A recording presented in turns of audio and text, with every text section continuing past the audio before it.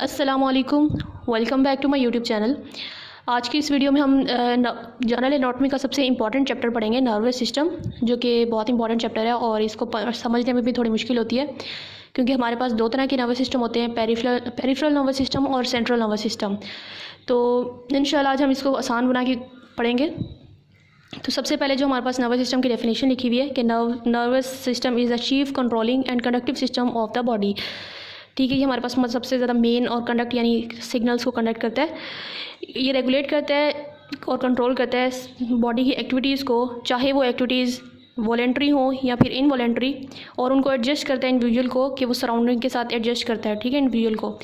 और इसकी special properties होती हैं सेंसिटिविटी, कंडक्टिविटी और रिस्पॉन्सिवनेस की। इसकी स्पेशल यानी नर्वस सिस्टम जो है सेंसिटिव होता है टच से, उसके बाद कंडक्ट करता है सिग्नल्स को और रिस्पॉन्स शो करता है। तो ये तीन प्रॉपर्टीज़ आती हैं उसके अंदर, नर्वस सिस्टम के अंदर। ठीक है, फिर हमारे पास नर्व इम्पल्सेस होती हैं जो कि हम प्रोटोप्लाज्मिक यानी उसमें न्यूक्लियस भी होता है और साइटोप्लाज्म भी होता है, इसलिए प्रोटोप्लाज्मिक एक्सटेंशंस यानी आउट ग्रोथ होती है नर्व सेल्स की, और न्यूरल पाथवेज बनाती हैं जिनको हम नर्व्स कहते हैं। और हमारे पास दो तरह की नर्व इम्पल्स होती हैं जो सेंसरी होती हैं, जो कि हमारे पास सेंसरी ऑर्गन्स से लेके हमारे पास जाती हैं। और इस सेंसरी इम्पल्सेस को हम एफरेंट नर्व्स भी कहते हैं, जो कि हमारे पास यहाँ तो सेंसरी ऑर्गन से लेके जाती हैं सेंट्रल नर्वस सिस्टम तक। ठीक है, और उसके बाद सेंट्रल नर्वस सिस्टम से आगे इफेक्टर्स तक जो लेके जाएंगे वो कौन से होंगे, मोटर इम्पल्स, और उनको हम इफरेंट कहते हैं, जो कि सेंट्रल नर्वस सिस्टम से इफेक्टर्स तक लेके जाते हैं। तो ये आप बातें पढ़ लें, ये बहुत आसान बातें हैं। नेक्स्ट हम देखते हैं। नेक्स्ट हमारे पास पार्ट्स नर्वस सिस्टम के दो पार्ट्स होते हैं, सेंट्रल नर्वस सिस्टम और पेरिफेरल नर्वस सिस्टम। ठीक है, जो सेंट्रल नर्वस सिस्टम होते हैं उसमें ब्रेन, जिसको हम एनसेफेलॉन भी कहते हैं, और स्पाइनल कॉर्ड या फिर स्पाइनल मेडुला जिसको हम कहते हैं, ये दोनों चीज़ें आ जाती हैं, ब्रेन और स्पाइनल कॉर्ड। अब ब्रेन में क्या होती है, हमारे पास क्रेनियल कैविटी होती है जिसके अंदर हाई गवर्निंग यानी जो सेंटर्स होते हैं, जिस तरह हमारे पास स्लीप एंड वेकफुलनेस साइकिल होगा, मेंस्ट्रुअल साइकिल होगा, थर्स्ट हंगर साइकिल, जो भी साइकिल होगा वो इसमें होगा। जबकि स्पाइनल कॉर्ड जो होते हैं उसमें हमारे पास वर्टेब्रल कैनाल होती है और उसके अंदर रिफ्लेक्स सेंटर्स आ जाते हैं। ठीक है, और जो हमारे पास पेरिफेरल नर्वस सिस्टम है, इसका जस्ट इंट्रोडक्शन दिया हुआ है, इसमें हमारे पास फर्दर दो सिस्टम आ जाते हैं, एक होता है सोमेटिक नर्वस सिस्टम और एक होता है पेरिफेरल ऑटोनॉमिक नर्वस सिस्टम, या फिर हम इसको सिंपल ऑटोनॉमिक नर्वस सिस्टम भी कह सकते हैं। जो सोमेटिक नर्वस सिस्टम होता है इसका दूसरा नाम होता है सेरिब्रोस्पाइनल नर्वस सिस्टम, क्योंकि इसके हमारे पास अंदर क्रेनियल और स्पाइनल नर्व्स आती हैं, इस वजह से इसको कहते हैं सेरिब्रोस्पाइनल नर्वस सिस्टम। ठीक है, अच्छा जी। और जो ऑटोनॉमिक नर्वस सिस्टम होता है इसको हम विजुअल कंपोनेंट कहते हैं पेरिफेरल नर्वस सिस्टम का, और इसके अंदर हमारे पास विजुअल और स्प्लेनिक नर्व आ जाती हैं जो कि सेंट्रल नर्वस सिस्टम को कनेक्ट करती हैं सोमेटिक नर्व्स के साथ। ये अब आप डिटेल में पढ़ेंगे तो आपको अच्छे से समझ आएगी। अगर आपको डिफरेंस आता है सोमेटिक नर्वस सिस्टम और ऑटोनॉमिक नर्वस सिस्टम का, तो आप ये पॉइंट्स भी लिख सकते हैं कि इसमें हमारे पास क्रेनियल नर्व्स और स्पाइनल नर्व्स होती हैं, और ये इनर्वेट करता है कि बॉडी के हमारे पास जो सोमेटिक स्ट्रक्चर्स होते हैं, इसका नाम भी सोमेटिक नर्वस सिस्टम है। तो हमारे पास जो बॉडी स्ट्रक्चर्स होते हैं, हेड के, नेक के, लिम्स के, बॉडी वॉल के, और कैरी आउट करते हैं ये सोमेट्रिक, सेंसरी और मोटर फंक्शंस को ये कैरी आउट करते हैं, जबकि ये विजुअल फंक्शंस कैरी आउट करते हैं, और ये हमारे पास इनर्वेट करते हैं विजुअल ग्लैंड्स को, ब्लड वेसल्स को और नॉन स्ट्राइएटेड मसल्स को। डिफरेंस में इसी तरह आप लिखेंगे, दोनों की पहले डेफिनेशन लिख देंगे कि इसको हम सेरिब्रोस्पाइनल सोमेटिक नर्वस सिस्टम को हम सेरिब्रोस्पाइनल नर्वस सिस्टम भी कहते हैं, क्यों कहते हैं, और पेरिफेरल ऑटोनॉमिक नर्वस सिस्टम को हम इसमें जब इनका डेफिनेशन लिखेंगे इसकी तो लिखेंगे। ठीक है, उसके बाद हमारे पास आ जाता है कि इन दोनों में एक और बात डिफरेंट ये है कि सोमेटिक नर्वस सिस्टम में एक ही न्यूरॉन होता है, और सोमेटिक इफरेंट पाथवे में उसमें एक ही न्यूरॉन होता है जो कि सेंसरी ऑर्गन से इफेक्टर तक जाएगा। ठीक है, यानी एक ही न्यूरॉन के ज़रिए जो है एक्शन परफॉर्म होगा, जबकि यहाँ पे हमारे पास दो न्यूरॉन्स होंगे, एक होगा प्री गैंग्लियोनिक न्यूरॉन। ठीक है, प्री गैंग्लियोनिक न्यूरॉन कहते हैं जो कि सेंट्रल नर्वस सिस्टम से ओरिजिनेट होता है, और बाद में एक होगा गैंग्लिया, और गैंग्लिया से फिर न्यूरॉन जो ओरिजिनेट होगा उसको कहेंगे पोस्ट गैंग्लियोनिक न्यूरॉन। ठीक है, तो इस तरह हमारे पास दो तरह के न्यूरॉन्स होंगे, प्री गैंग्लियोनिक और पोस्ट गैंग्लियोनिक, और उसके बाद जो है हमारे पास एक्शन परफॉर्म होगा। और ये जो ऑटोनॉमिक नर्वस सिस्टम होता है ये इनवॉलेंट्री होता है, जबकि सोमेटिक नर्वस सिस्टम जो होता है वॉलेंट्री होता है। तो ये जो दो बातें हमने पढ़ी हैं ये बहुत इंपॉर्टेंट है याद रखने के लिए, कि इसमें हमारे पास जस्ट सिंगल न्यूरॉन होता है, और इसमें हमारे पास प्री गैंग्लियोनिक और पोस्ट गैंग्लियोनिक न्यूरॉन्स होते हैं, और बीच में गैंग्लिया होता है।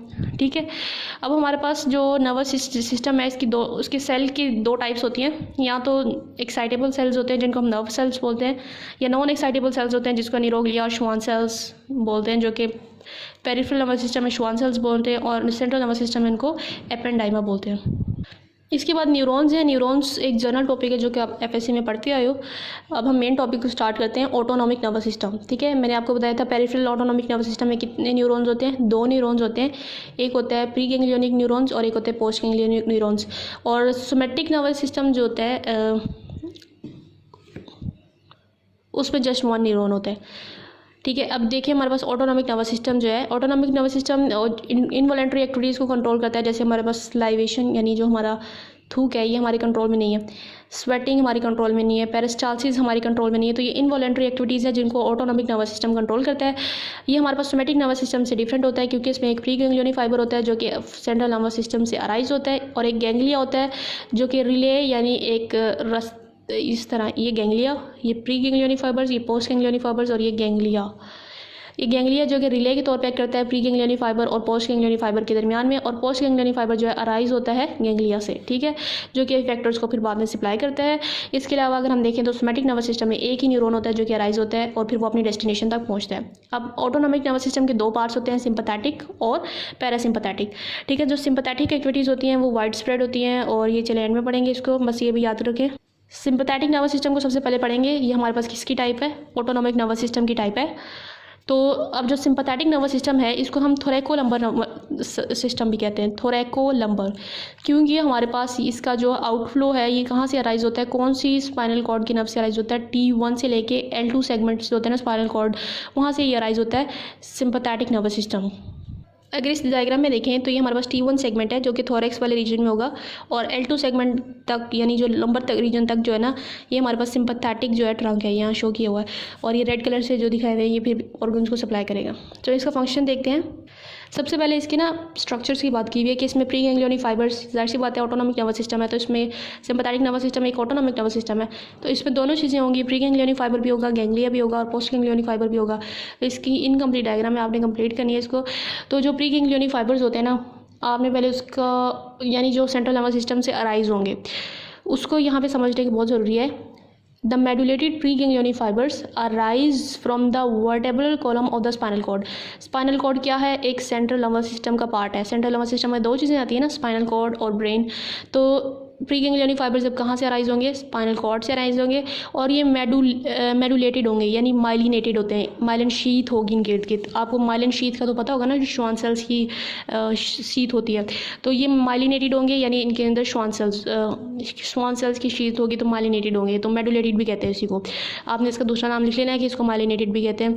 तो माइलिनेटेड जो प्री गैंग्लियोनिक फाइबर्स होंगे वो अराइज होंगे स्पाइनल कॉर्ड से, वर्टेब्रल कॉलम से। ठीक है, vertebral column of spinal cord से, थ्रू किसके ज़रिए, वेंट्रल रूट के ज़रिए। एंटीरियर रूट को हम कहते हैं वेंट्रल रूट। ठीक है, ये अब एंटीरियर रूट और पोस्टीरियर रूट ये जो चीज़ होती है ना, ये आप पढ़ते हो स्पाइनल कॉर्ड में डिटेल से, स्पाइनल लव्स में, सॉरी, जब स्पाइनल लव्स को अच्छे से पढ़ोगे ना तो आपको ये anterior root, ventral root, posterior root इसका क्या मतलब है ये आपको वहाँ समझ आएगा। ठीक है, तो आपने यह याद रखनी है कि एंटीरियर रूट यानी जो अराइज होगी ना, वहाँ पे स्पाइनल लव से 2 रूट्स अराइज होती हैं। अच्छा जी, वेंट्रल रूट से अराइज होगी यानी एंटीरियर रूट से अराइज होगी। वेंट्रल और एंटीरियर को कहते हैं, जबकि पोस्टीरियर के लिए हम डोर्सल वर्ड यूज़ करते हैं, ये आप लोग टर्म्स में पढ़ के आए होंगे। तो हमारे पास जो ये अराइज होगी pre ganglionic fibres through ventral root arise होगा स्पाइनल कॉर्ड से। ठीक है, वेयर वाइट रामाई कम्युनिकेंटीज, ठीक है, are connected with the ganglia of sympathetic chain, जहाँ पे हमारे पास जो वाइट रामाई कम्युनिकेंटीज होंगे वो कनेक्टेड होंगे गैंग्लिया से सिंपैथेटिक चेन के। अच्छा, वाइट रेमाई इसलिए कह रहे हैं क्योंकि वो वाइट, ये जो हमारे पास माइलिनेटेड है ना, और इस वजह से ये वाइट कलर के होते हैं। रेमाई कहते हैं, पिलर्स को कहते हैं, और कम्युनिकेंटीज मतलब जोना। ठीक है, तो ये हमारे पास जो है ना माइलिनेटेड प्री गैंग्लियोनिक फाइबर्स जो होते हैं वो हमारे पास थ्रू वेंट्रल रूट अराइज होते हैं, और ये हमारे पास वाइट रेमाई कम्युनिकेंटीज। उसके बाद जो जहाँ पे वाइट रेमाई कम्युनिकेंटीज जो हैं वो सिंपैथेटिक चेन के गैंग्लिया से कनेक्टेड होते हैं।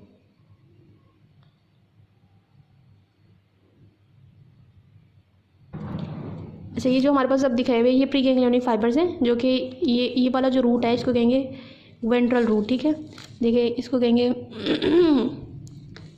वेंट्रल रूट, और ये जगह पीछे वाला जो होगा डोर्सल रूट होगा। ठीक है, तो अब हमारे पास ये जो प्री गैंग्लियोनिक फाइबर्स हैं ये वेंट्रल रूट थ्रू, एक तो ये स्पाइनल कॉर्ड से राइज हो रहे हैं, ये देखिए vertebral column of spinal cord.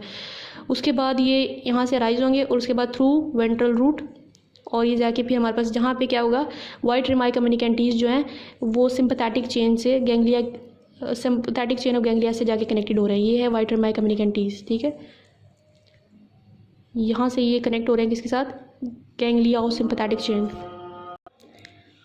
तो ये हमारे पास जो है pre ganglionic fibres ventral root से राइज होने के बाद जहाँ पे क्या हो रहा है, वाइट रिमाई कम्युनिकेंटीज, वाइट इसलिए क्योंकि दे आर माइलिनेटेड, रेमस मतलब पिलर्स और कम्युनिकेंटीज मतलब ज्वाइन करते हैं। तो ये हमारे पास यहाँ पे जहाँ पर वाइट रिमाई कम्युनिकेंटीज सिंपैथेटिक चेन की गैंग्लिया से मिल रहे हैं। ये देखिए ये गैंग्लियन ऑफ, इन्होंने मेंशन किया हुआ गैंग्लिया है सिंपैथेटिक ट्रंक का। तो यही बात वो इस फर्स्ट लाइन में समझा रहे हैं। अच्छा, नेक्स्ट अब हमने प्री गैंग्लियोनिक फाइबर पढ़ लिया। अब क्या पढ़ना है हमने, गैंग्लिया पढ़ना है, ठीक है। तो जो प्री गैंग्लियोनिक सिंपैथेटिक जो है रिले करेगा किस पे, दो चीज़ों पर, या तो वो गैंग्लिया और सिंपैथेटिक चेन के गैंग्लिया पर रिले करेगा या फिर कोलेटरल गैंग्लिया पर। कोलेटरल गैंग्लिया कहते हैं सीलियक गैंग्लिया, यानी ये मिसाल के तौर पे सीलियक गैंग्लिया जो है कोलेटरल गैंग्लिया है।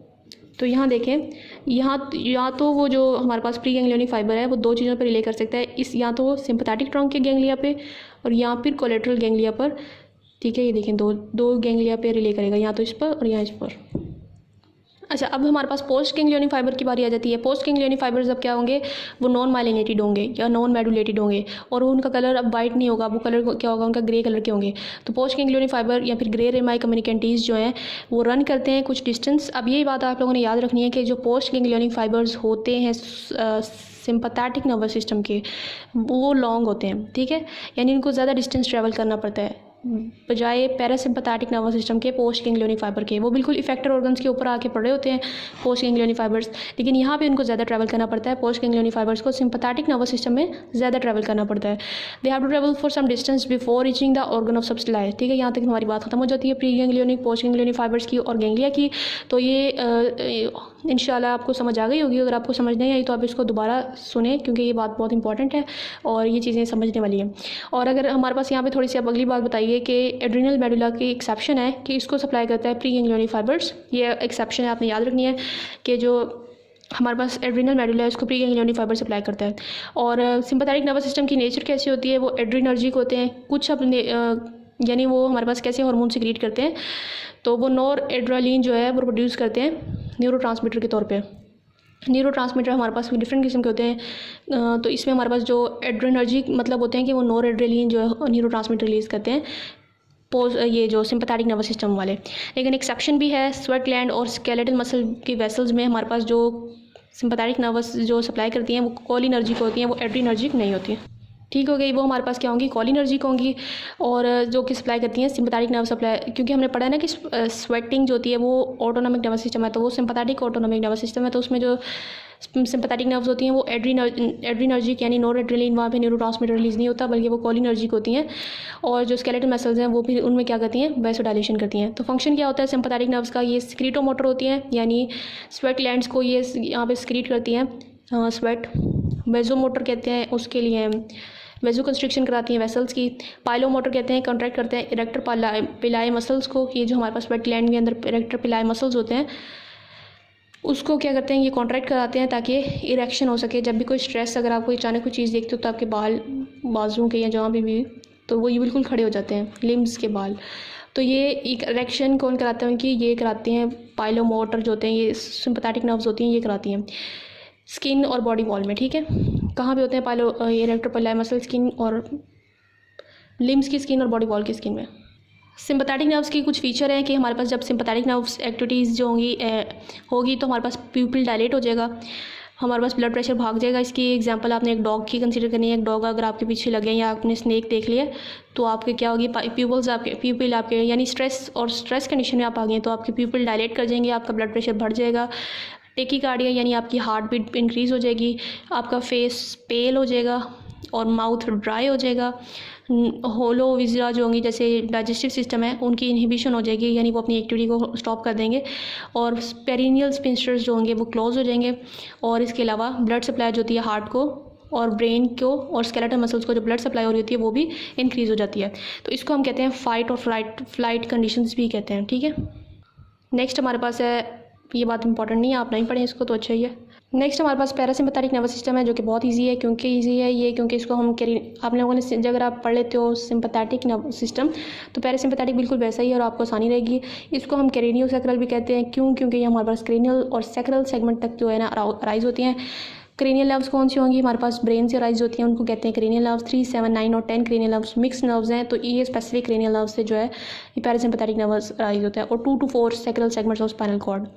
अच्छा, इसके अंदर भी 3 फाइबर्स होंगे, प्री गैंग्लियोनिक फाइबर्स, गैंग्लिया और पोस्ट गैंग्लियोनिक फाइबर्स। क्योंकि ये एक ऑटोनॉमिक नर्वस सिस्टम है, इसलिए अगर ये होता है ना सोमैटिक नर्वस सिस्टम, तो हमारे पास सिंगल न्यूरॉन होता है, लेकिन ये ऑटोनॉमिक नर्वस सिस्टम है, तो इसमें भी हमारे पास 3 तरह के न्यूरॉन्स होंगे, प्री गैंग्लियोनिक, गैंग्लिया और पोस्ट गैंग्लियोनिक न्यूरॉन्स। ठीक है, तो ये प्री गैंग्लियोनिक न्यूरॉन्स यहाँ पे बहुत ज़्यादा लॉन्ग होते हैं और जो पोस्ट गैंग्लियोनिक न्यूरॉन्स होते हैं यहाँ पे शॉर्ट होते हैं, ऑपोजिट होता है उसकी तरह से।